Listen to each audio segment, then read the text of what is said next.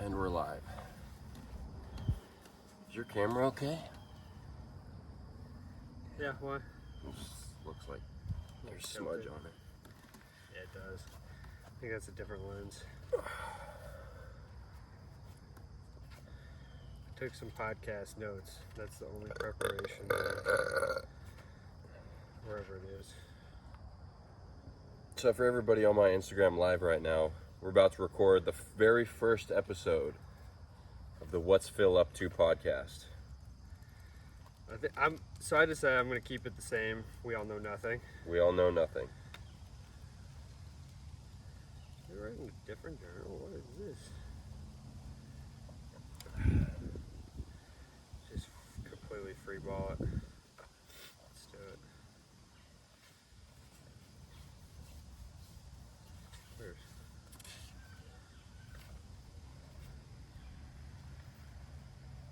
Alright, we'll free ball it.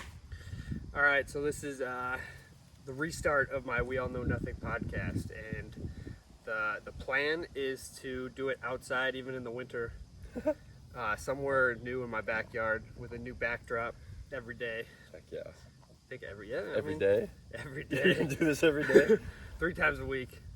In between, so I got 2 kids, so really I gotta just do this whenever there's sleeping or when I get time to do it. But if I can do like 30 minutes of random talking about things that come to mind, it's not going to be very planned. My other podcasts were pretty scripted and pretty well edited and took a lot of time, so I got to do something that doesn't take a lot of time. Yeah.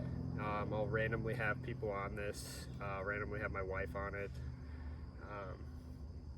Yeah, and reason for that is we just got done with the Captain's Lifestyle Immersion at my house, and my biggest takeaway or realization is, I've been waiting 10 years to consider myself qualified enough or for what I want to do in health and whatnot. And when you get to, I'm 35, just turned 35, and I told Dave Robinson, I was like, man, I finally feel at that age where you have to kind of step up, and the people older than you are not like getting it done anymore, or you disagree with them, or whatever. The 30s seems like the time you need to step in for you, younger 20, the 20s. I'm like the youngest one out of all those guys. Our group. Yeah, but it's cool what that group of guys is becoming, and the roles we'll step into, and how we'll,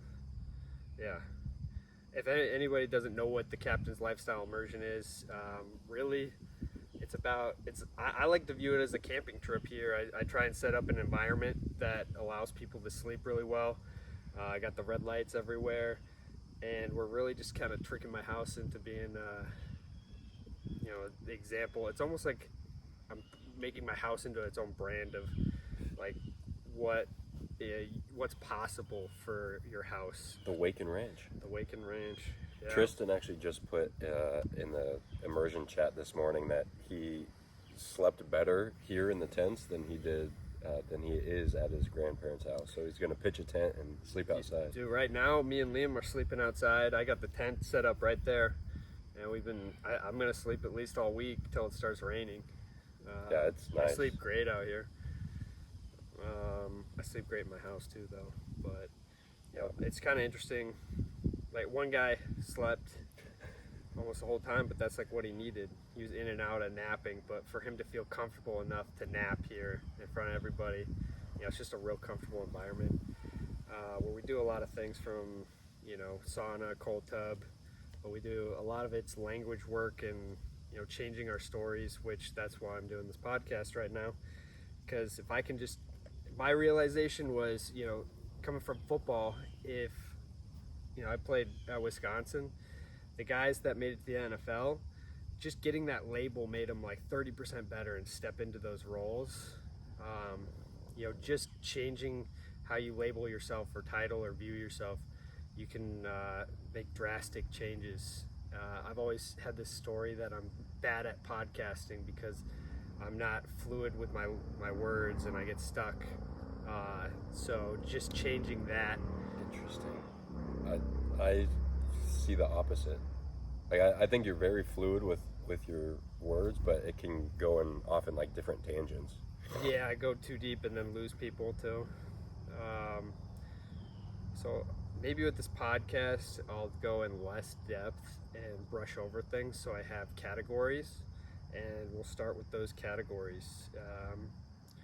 I'd written down Red light. red light. Let's start with red light. So everyone knows I'm affiliated with Gembered because they are the only red light company doing it right. They're focused on panels directly on the skin, and the two panels that I'm going to be focusing on making content for are the Vector and the Improve, and both those panels are, I think they're the best panels on the market.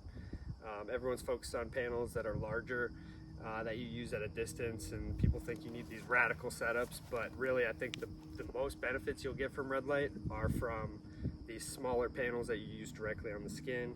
And I'm going to almost be creating a workout with those panels. You can get one or both, either one, but I really think people can really feel a difference with those red lights. So that's just kind of an update. I'll be releasing videos probably later this week. My first one. Oh, he's bringing them out. We just got Taylor and Improve. People like the visuals. Yeah. So this panel right here, this thing is sweet. This is the newest, one of the newest panels from Gembered, and it's like his other two, but he lowered the EMF by putting a new cord on it. But I love this panel and what I've done to it. I created a video on how I upgraded this panel even by putting heat sinks into it, so it supports the back, so you can really put a lot of pressure and stand on it. Well, you've just started using this week. What do you think of that panel? Yeah, it's nice. I use it in the morning. As you may be able to hear, I caught a little bit of a sickness. So in the morning, I've been using this one on my forehead, and then I've been laying on this one, and it's been super nice because, yeah, you added the Other thing I would recommend is take this and stare at it from like 6 inches away, and just like, I do my eyes in a loop, so you're not really staring at one light. Mm-hmm. But do that for like 3 to 5 minutes. It doesn't take much. You have a lot of mitochondria in your eye, and red light can has a drastic effect on the eyes. Very short. You don't need a lot. This one has all of the wavelengths as the bigger panel, right? Yeah, it's your big one. So Yeah. it has the 810, 830, 850 infrared, which is the light you can't see. And then it has the 630 and 660 red light. And then that one has 4 frequencies, and that's better for targeting like injuries or targeting a spot with a little bit higher intensity. If I have like a sore back, sore knee, sore elbow, sore shoulder, you need a little higher intensity for the forehead or your head to get any chance of getting any light into the brain. So that's a good panel. I like it on the back of my head and the neck. Yeah. But you never want to do the same spot every day, so that's why I'm kind of creating a workout with this idea of less is more. People can overdo it really quickly, so having almost a workout plan with the red light, not a workout, but A protocol. a protocol to follow, I think would be kind of fun to do. And now that you got it, you can do it too. Yeah. I'll be rolling that out this weekend along with some videos on YouTube of how to get started with these. And these are the most affordable, right? Yeah, that's why I really like them. I mean, you could get both of those for cheaper than you can buy a full body panel that you use at a distance. $250 and then $400, and then you can Plus use with your discount discount code. code. Yeah, discount code WAKEN. So the next category that we're going to talk about, I want to talk about Jack Cruz. He had a recent, private call that I listened to. I was going to actually have you listen to parts that I snipped out, but I didn't get to that. So we'll just free ball. But one thing that came to mind was, or that he really hammered in that, was cold tubbing, and this idea beyond, everyone, Huberman really pushes the cold tubs, really cold for short periods of time, and the drastic effect it has on dopamine, which I think is awesome for the mind and whatnot. But Jack Cruz's method of cold tubbing is really long exposures for around 55 to 50 degrees. So those are the temps that when we're doing it, you'll get a lot of comments online saying you're not actually doing cold tubbing, like prove it with the ice, because there won't be any ice at that temperature. Yeah. But it's like almost like running a marathon instead of a sprint, and there is a mental side to that. But I was real into doing the higher temps a few years ago and haven't gotten back into that. So at the immersion, we got a new cold tub, so I'm going to be hammering that out these next. I want to do it every day until May, and I'm going to be getting to like an hour, and I might be playing video games and stuff in the cold tub just to like pass time. I don't know. I mean, you get an increase in dopamine from both.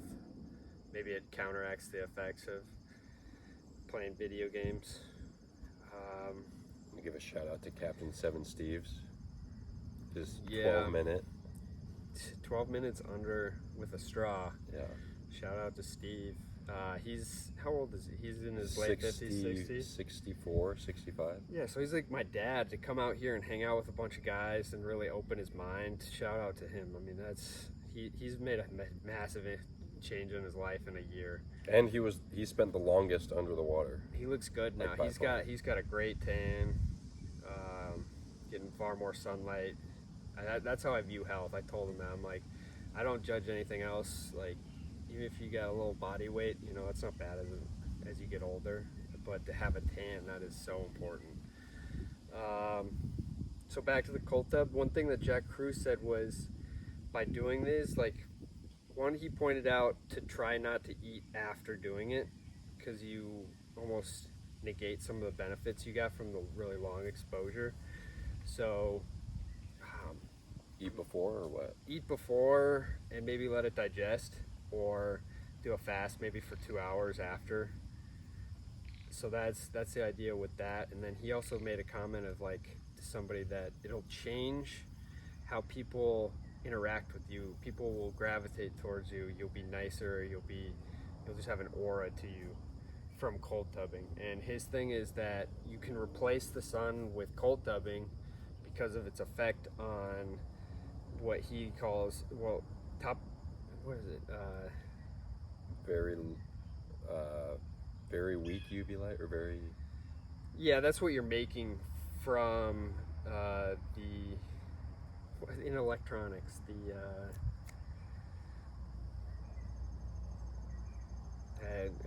it doesn't matter, but semiconductors. Yeah, so semiconductors work better in cold. So his big focus lately is melanin, melanin, and it's how it works as a semiconductor, and he calls it wideband semiconductors. I've run all of his ideas through ChatGPT, and it agrees with him that melanin and water can act as semiconductors and make their own light. And how Jack Cruz has said is it makes stronger UV light than sunlight. And what supports that idea is we have aromatic amino acids that have a benzene ring that absorbs UV light from 200 nanometer to 400 nanometer, I believe, which is UV spectrum, but the sun doesn't go down to 200. That's UVC. So where does UVC come from? It has to be it has to come internally, because it's not coming from our sunlight. You get the tiniest amounts of UVC that get through the ozone layer. So that means that we're likely making UV light, and that's how you could live in areas further north and still have, the effects. You have to have UV light to make serotonin in your gut. You need UV light to do a lot of things. You still get UVA in the winter, but really gonna hammer the cold tubbing this year to really see if I'm gonna just snowball a lot of things into each other. This will be fun. I haven't really worked out a lot. I'm gonna start working out a lot more. Heck yeah. I like the movement stuff. You can get really strong from just bear crawling, and I gotta loosen my back up. My back's been bothering me.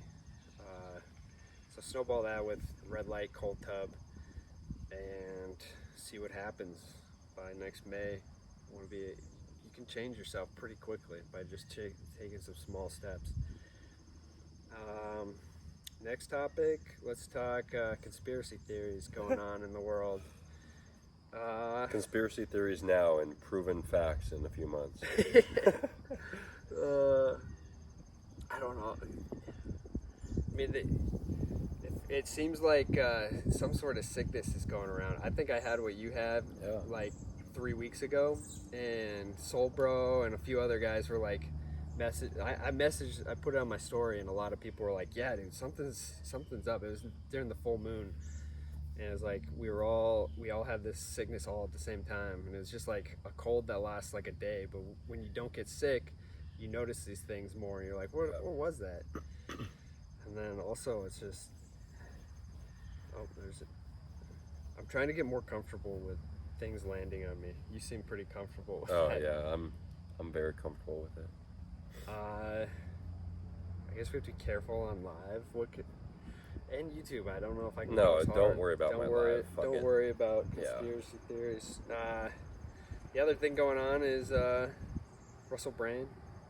I mean, that seems like we can cover that real quick, and it seems like some bullshit. I love Russell Brand, but he might be a psyop. Some people think that. That's a possibility. There was some fake. I think it was a fake picture of him hugging some World Economic Forum guy. The guy that's like the futurist. And I think it was a fake photo. He was kissing him on the head. I was like, that can't be real. But yeah, who knows what's real these days with AI? Yeah, that was the next topic of AI. And like, you got banned from TikTok from like twice, like in multiple. You got banned, and then a week later when you went live, the first time banned again from saying gay and retarded. Yeah. And like not calling anybody that. Yeah, it wasn't directed towards anybody. It was just like saying the words. Yeah. And so I think they have AI listening. And like, think of the processing you would have to do to run that and listen to everything everyone's saying across the whole platform. That's wild. It makes sense that they have AI tracking it, because it seems like it wouldn't be that complicated to set up. No, it's how good. I'm iffy on, I like all the AI tools. We're going to talk about the AI tools are getting nutty. Perplexity, I love. Yeah, if you don't have the app Perplexity, that replaces Google. I run conspiracy, like the far out conspiracies, to see what it would come up with, and it answers everything. Even though it'll say like, give you answers, separate answers of like, where did this come from, and why has it been debunked, and it gives you that. But you can also like, to really get it, I mean, it's so much better than Google. It gives you so much information. It's kind of like a ChatGPT plugged into the internet, and it replaced Google for me, or what search engine. I was using Brave for a long time, but this like, oh, how can I buy a llama? Instantly, boom, here's 3 spots near you. Here's the price. Are you gonna buy a llama? No, I could have a llama here. Alpaca. Yeah. Llama or alpaca. I think the route is start with chickens. See how that goes. I got a spider farm going on. That was my next topic of spiders, and an update on Timmy the spider. Timmy the trans 5-legged spider. I have a reel on my Instagram that's the most views I've ever gotten. It was like maybe 170,000 views on that story. Pretty funny. Resonated with a lot of the trans community. I wasn't making fun of them. It was just kind of like they found humor in it too. Just saying like, I thought this spider was I thought it was a male, so I was trying to mate it with another female, and it kind of did like they do a mating dance, and it did that, but it was probably more of a defensive like, don't fuck with me dance. And he laid a web. I didn't think anything of it. An egg sack. That's pretty normal. So he hatched eggs, and now I have 45 of the 45 that hatched. I have about 38 of them survived. Before I separated them, probably 3 or 4 got cannibalized, 3 or 4 escaped. But I'll randomly see little jumping spiders in my house, and I grab them. So I've probably scooped up a lot of them. They just kind of hang around and they hunt, so you can see them during the day pretty easily. They don't really go far. they find their little home and stay in that area for hunting. But they're cool little spiders. I mean, I kind of view them almost as like octopus, or like they seem like more intelligent than any other spider. That's why I like. I'm not a big fan of other spiders. I'm becoming more comfortable with spiders after having these. I still haven't gotten to the level of having them crawl on me. That's coming. What about the recent update? But the recent update was Timmy died like 3 weeks ago. But before he died, he spun a web in a little nest, and I thought nothing of it. It's like, how would a spider? So I caught him in May. She obviously mated in May before I caught her because she didn't have the opportunity, and so they can hold on to their fertilized eggs and then decide when to lay them. So they can be fertilized for months and then lay them. So she laid another, before she died, egg sac, and they just started hatching yesterday and coming out. That's wild. I've only seen 4, but it's wild that it was like, this is September and she wouldn't have had contact with a male since May. And to lay double an egg sac and then another one right before she died. Wow. It's wild. I don't think they're going to survive. So one thing I learned was jumping spiders, they excrete a milk-like substance, and the young feed off of that. From the spider? From the spider. So like nipples or what? I think it just excretes, and then they're like on the back, and they kind of like excretes from like where the web shoots out, or what? I think it comes out of the exoskeleton. What the fuck? Yeah, and it's supposedly like 4 times higher in protein than like milk, like cow's milk. So I had no idea spiders milk their young, and it gives them a higher probability of living. So I got these really, really tiny babies, and I'm like, there's like nothing small enough to feed them. I'll have to scour the... Ask Perplexity. Yeah, what to feed the tiniest little jumping spiders. I'm determined to make those live. That'd be wild to have more babies from her. That'll make some good content of like the ghost of the trans 5-legged spider gave birth.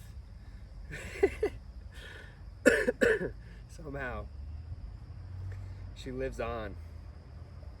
She lives on Instagram, and she lives on and like more babies.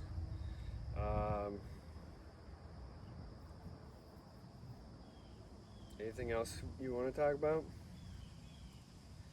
We covered everything that you mentioned.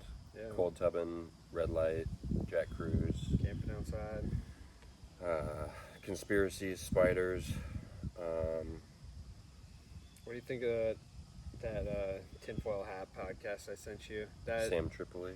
Yeah, that Sam Tripoli podcast. He had Controlling the weather. Controlling Chinese. Yeah, they said that Controlling the weather and TikTok. China set up like cloud seeding, like things that control.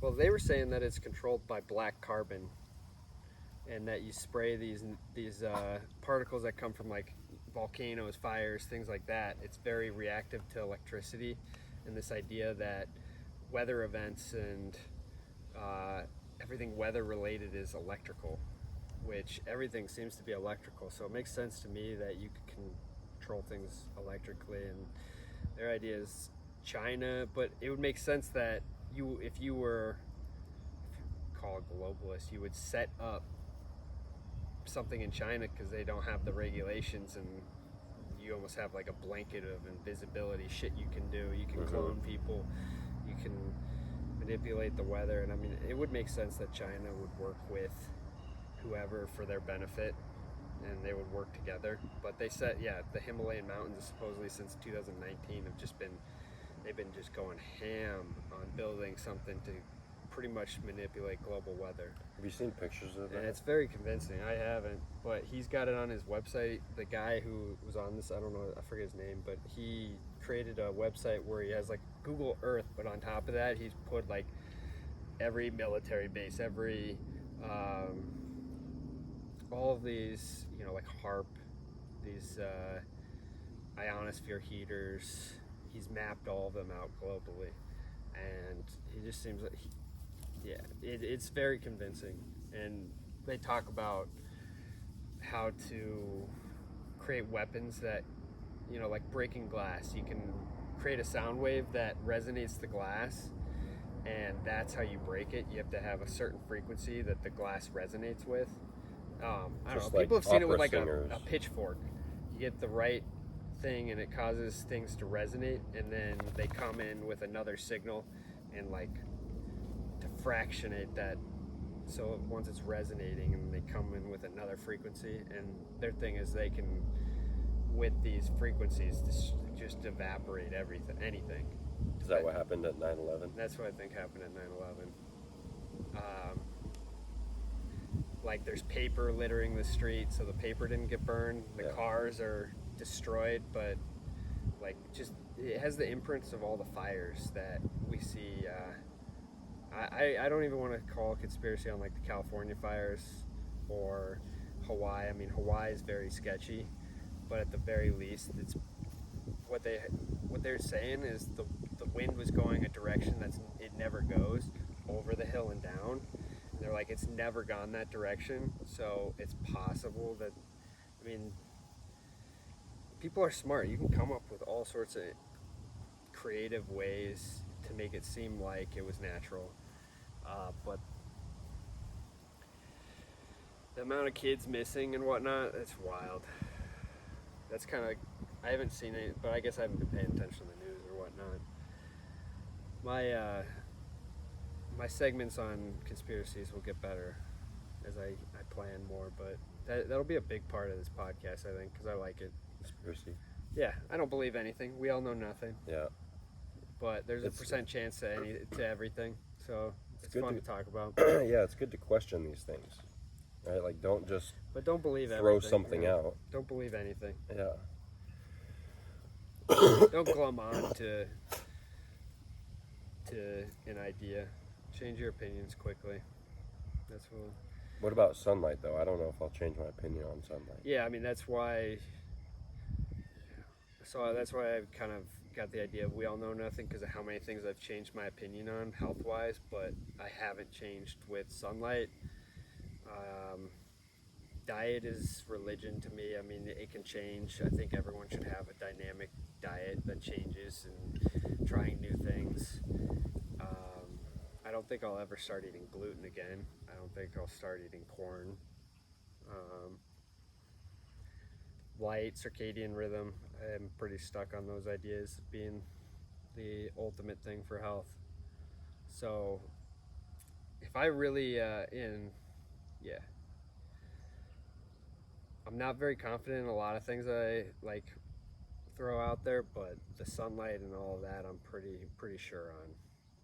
I'm pretty sure that we're not gonna get cancer from getting more sunlight. Yeah. If so, we'd be the first ones. Oh, you guys will know. We get a lot of sun. All right, I'm gonna end it there.